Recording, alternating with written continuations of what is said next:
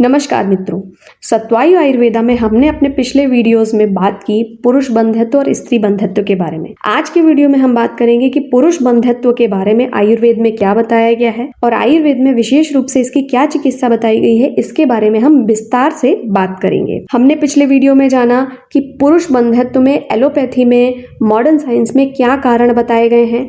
इसके अलावा इनकी डायग्नोसिस करने के लिए कौन कौन सी इन्वेस्टिगेशंस की जाती हैं। आज के वीडियो में हम आयुर्वेद का पक्ष पुरुष बंध्यत्व के बारे में जानेंगे और आयुर्वेद में इसकी चिकित्सा क्या बताई गई है। आयुर्वेद में सबसे पहले तो ये आपको जानना चाहिए कि पुरुषों में बंध्यत्व को नहीं बताया गया है। पुरुषों में सिर्फ शुक्र दुष्टि को बताया गया है कि यदि शुक्र दुष्टि होती है तो जो शुक्र होता है, पुरुष वीर्य होता है, वो गर्भ धारण कराने में सक्षम नहीं होता है। यथा बीजम कालांबु क्रमि कीटाग्नि दूषितम न विरोहति समदुष्टम तथा शुक्रम शरीरेण। इसका अर्थ है कि जिस प्रकार किसी पौधे का जो बीज होता है, किसी फल का जो बीज होता है, अगर अकाल में वर्षा के कारण, कोई कीड़ा लग जाने के कारण, अग्नि के कारण दूषित हो जाता है और अंकुरित नहीं होता है, उसी प्रकार प्राणियों में भी वीर्य भी कारणों से दूषित होने के कारण गर्भ उत्पादन में समर्थ नहीं होता है। शुक्र दृष्टि के कारण सेक्सुअल एक्टिविटी का बहुत ज्यादा, बहुत कम या गलत तरीके से होने पर, श्रम यानी कि बहुत ज्यादा फिजिकल स्ट्रेस लेने के कारण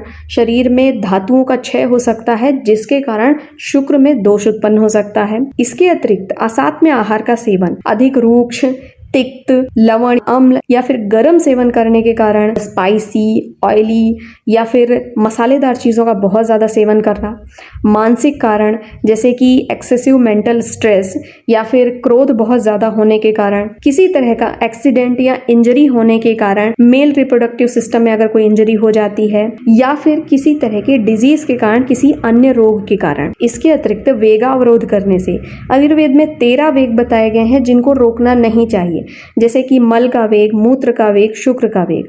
अगर इनका वेग बहुत अधिक रोका जाता है तो उसकी वजह से भी कई बार शुक्र में दुष्टि उत्पन्न हो जाती है। शुक्र में दुष्टि किस किस प्रकार की होती है? आयुर्वेद के अनुसार शुक्र में दुष्टि वातज, पित्तज, कफज, रक्तज, वातज, पित्तज, पित्तज, कफज और सन्निपातज यानी कि त्रिदोषज प्रकार की होती है। इसके अलावा ग्रथित शुक्र भी हो सकता है। जैसे वात की दुष्टि होने पर पुरुष वीर्य बहुत ज्यादा पतला और कम मात्रा में हो जाता है। पित्त की दुष्टि होने पर वह शोथ युक्त होता है, यानी कि उसमें इन्फ्लेमेशन होता है। कफ की दुष्टि होने पर वो बहुत ज्यादा थिक होता है। इसके अलावा किसी तरह का ऑब्स्ट्रक्शन, अवरोध हो सकता है। आयुर्वेद में पुरुष बंध्यत्व या फिर शुक्र दुष्टि की क्या चिकित्सा है? सबसे पहले निदान परिवर्जन किया जाना चाहिए।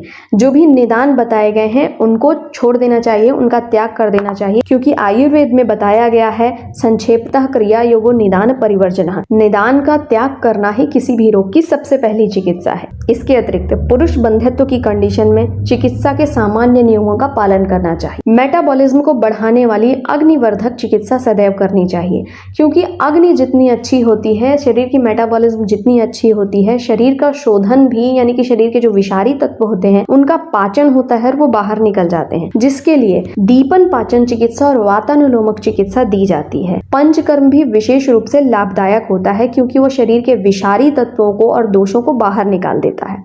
इसके अतिरिक्त रेगुलर एक्सरसाइज करना भी बहुत लाभदायक होता है, क्योंकि ये भी हमारे शरीर के दोष होते हैं उनका पाचन कराने में सक्षम होता है। ऐसे लोग जिनका वेट बहुत ज्यादा है, जो मेटाबॉलिक सिंड्रोम से पीड़ित हैं, जिन्हें डायबिटीज आदि बीमारियां हैं, ज्यादातर ऐसे पेशेंट में शुक्र दुष्टि भी साथ में पाई जाती है। आयुर्वेद में बाजीकरण चिकित्सा विशेष रूप से पुरुषों के लिए बताई गई है। आयुर्वेद के अनुसार धर्म, अर्थ, काम, मोक्ष ये चारों उद्देश्य जो जीवन के हैं उनकी प्राप्ति पुत्र या पुत्री के द्वारा होती है। इसलिए आयुर्वेद में संतान उत्पन्न करने में सक्षम होने के लिए पुरुषों के लिए विशेष रूप से वाजीकरण चिकित्सा बताई गई है। अगर शुक्र धातु कम है तो उसके लिए शुक्र जनन द्रव्य बताए गए हैं, और अगर शुक्र धातु में किसी तरह की दुष्टि है तो उसके लिए शुक्र शोधन चिकित्सा बताई गई है। जैसे कि शुक्र जनन द्रव्यों में अश्वगंधा, मुशली, शतावरी इन सब का प्रयोग बताया गया है। बाजीकरण द्रव्य इसके लिए नागबला, अफीम, भांग, शतावरी, दूध, मिश्री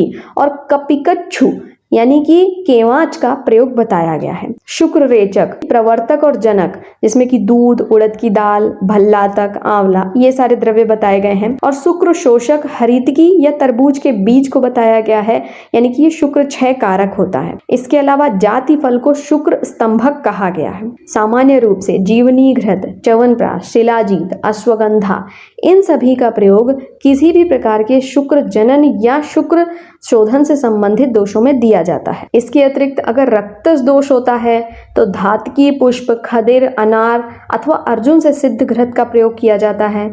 शाल सारादि घृत, असनादि सिद्ध घृत, इन सभी का प्रयोग किया जाता है। इसके अतिरिक्त कफवात की कंडीशन हो, यानी कि गांठें आती हों, तो ऐसी कंडीशन में शटी सिद्ध घृत या फिर पलाश भस्म सिद्ध घृत दिया जाता है। इन सभी औषधियों का प्रयोग मॉडर्न कंडीशन के हिसाब से समझने का प्रयास करते हैं। जैसे कि एस्पर्मिया हो या फिर एजूस्पर्मिया हो, तो इसमें सबसे पहले क्रोमोसोमल स्टडी कराई जाती है। इसके अलावा वास डिफरेंस जो होता है उसकी पेटेंसी चेक, किसी तरह का ऑब्स्ट्रक्शन है तो उत्तरवस्थी ऐसी कंडीशन में बहुत लाभकर होता है। इसके अतिरिक्त ऑलिगोस्पर्मिया, यानी कि अगर स्पर्म काउंट कम है तो ऐसी कंडीशन में मांस रस का प्रयोग विशेष लाभदायक होता है। इसके अलावा कपिकच्छु का प्रयोग, उड़द, शतावरी, अश्वगंधा, वात शामक द्रव्यों का प्रयोग, पंचकर्म और आहार विहार जो वात शामक होता है, ऐसी चीजों का प्रयोग करने के लिए बताया गया है। एस्थेनोस्पर्मिया का मतलब है कि जब स्पर्म की मोटिलिटी कम होती है। अक्सर इसका जो कारण होता है ये होता है कि जो सीमेन होता है वो बहुत जल्दी लिक्विफाई हो जाता है, जिसके कारण जो स्पर्म होते हैं वो इतने मोटाइल नहीं रह जाते हैं, उन्हें पोषण नहीं मिलता है। इसके लिए शतावरी और अश्वगंधा को विशेष लाभदायक बताया गया है। लेकिन जाति फल का प्रयोग भी ऐसी कंडीशन में किया जाता है। जाति फल का प्रयोग सदैव आयुर्वेदिक वैद्य की सलाह से बहुत सावधानी से करना चाहिए। इसके अतिरिक्त नेक्रोस्पर्मिया, यानी कि स्पर्म डेड है, तो ऐसी कंडीशन में कुछ शुक्र शोधन द्रव्य बताए गए हैं, क्योंकि अगर स्पर्म बाहर आने के बाद की मृत्यु हो जाती है तो मतलब कि वो शुद्ध वीर्य नहीं है। तो ऐसी कंडीशन में शुक्र शोधन द्रव्य भल्लातक, कुष्ठ, कायफल, उशीर, कुमारी, कोकिलाक्ष, वसुक, ईख, कांडेक्षु। इसके अतिरिक्त टेरेटोस्पर्मिया, यानी कि डेड स्पर्म है, तो ऐसी कंडीशन में शोधन चिकित्सा शुक्र शोधन द्रव्य देने की आवश्यकता होती है। सही आहार और सही जीवन शैली का पालन करते हुए यदि रोग की चिकित्सा की जाती है, शुक्र दुष्टि की चिकित्सा की जाती है, तो पुरुषों को बंध्यत्व में जल्दी आराम मिलता है और वे जल्दी संतान प्राप्ति में सक्षम होते हैं। आयुर्वेद का पालन करें, उचित आहार लें, स्वस्थ रहें, निरोगी रहें। धन्यवाद। अपने प्रश्नों के लिए और आयुर्वेद के विषयों के बारे में और जानकारी प्राप्त करने के लिए हमें ज़रूर लिखें और हमसे जुड़े रहने के लिए हमारे चैनल को सब्सक्राइब करें। धन्यवाद।